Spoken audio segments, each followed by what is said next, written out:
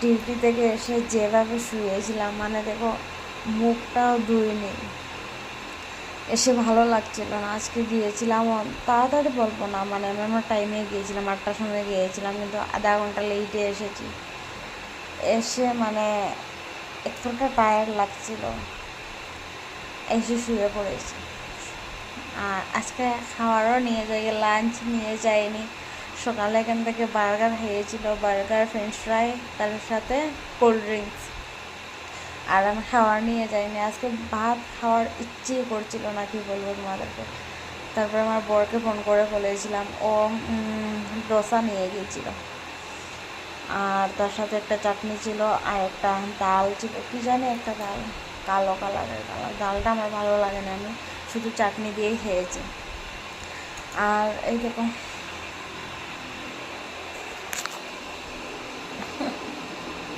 এখন উঠবো, উঠে রান্না বান্না করতে যাব। আর শুয়েছিলাম, কি কাজই করছিলাম, একটা ভিডিও এডিট করে তোমাদের সাথে শেয়ার করলাম।